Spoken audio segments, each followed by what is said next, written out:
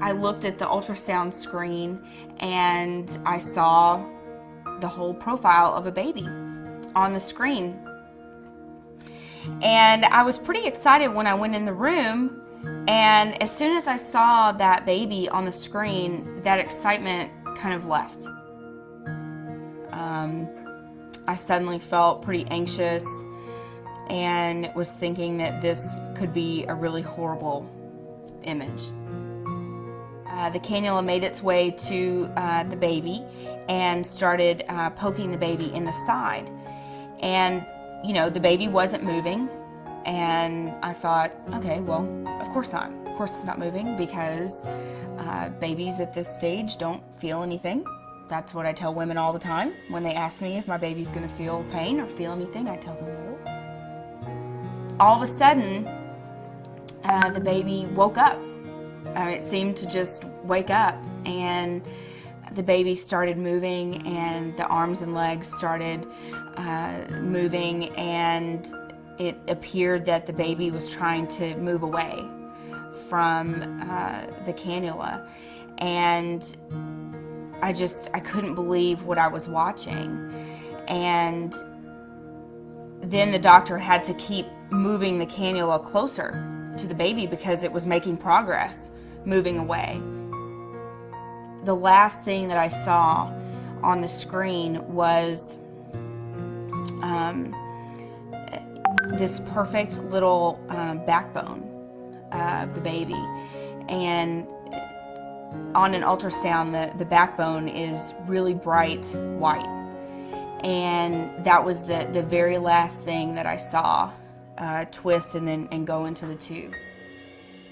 We finished up the day. I went home. I called my friend Laura, who had also worked at the Bryan Clinic with me and was no longer working at Planned Parenthood anymore, and told her about what I had witnessed. And she, when I started describing it, she had never seen anything like that either. She made me stop, and she just said, I can't listen to any more. Then I started thinking about all the women I had lied to, unintentionally, but you know, Planned Parenthood had told me that their baby's not going to feel any of that, and their baby's not going to feel any pain. And so when the women asked me that, and they asked me that all the time, I mean, women asked me that probably hundreds of times, and every time I would just immediately answer, no, absolutely not, because that's what Planned Parenthood had told me to say, and that's what I believed. And I just thought, what if these women had known the truth? You know, would they have made that choice? They asked the question because it mattered to them, and I had just given them a lie. Monday I went back to work, and I was just hating it. I was just dreading it. And we were doing medication abortions that day. And I was sitting in my office, and I was looking at these women coming in and out of the clinic, and they were walking to their car, and they were holding these brown bags. And I knew that in the bag was the medication abortion pills, the regimen. And I just sat there and I was thinking, I'm still doing it. I just started to cry, and I just thought, where am I going to go? Because, you know, all of my so-called friends were either working at Planned Parenthood or affiliated with Planned Parenthood in some way. I looked out the window, and I saw these two women praying outside of the clinic. And I felt like God was telling me to go. You know, the day that I saw the abortion procedure, I didn't know that I would one day be here. I didn't know that I would be working in the pro-life movement, because I wasn't angry.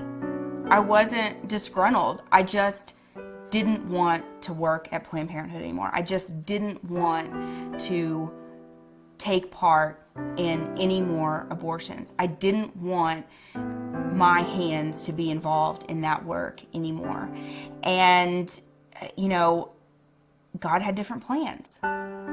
And, I heard somebody say one time, if you want to make God laugh, tell him your plans. And that's definitely been the situation for me through all of this.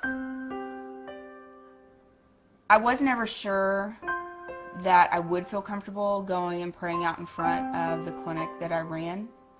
I didn't know how uncomfortable that would feel. I know it works. And, I didn't leave because I wanted attention. I left because I was following God's will.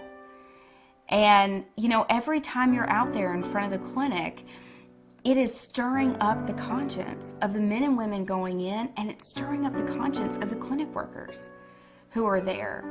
Every time you're out there, people are watching what you're doing. People are watching you pray. I've gotten several calls from other Planned Parenthood directors and other Planned Parenthood workers who have left the abortion industry because they felt like God was calling them out. And, they haven't gone public like I have, but they left, and now they're reaching out to me because they want to talk to somebody about it. They want to talk to, the things that they witnessed. And so you never know how much impact the work that you're doing will have on another person. And so that's why we just have to, keep up what we're doing, and we have to be willing to say to Planned Parenthood and those that support Planned Parenthood, as long as you are there, as long as your doors are open, as long as you are continuing to provide abortions, we will be there.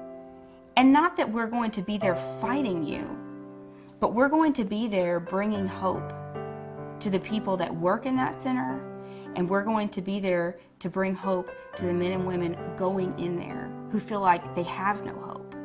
We're going to be there to bring them hope.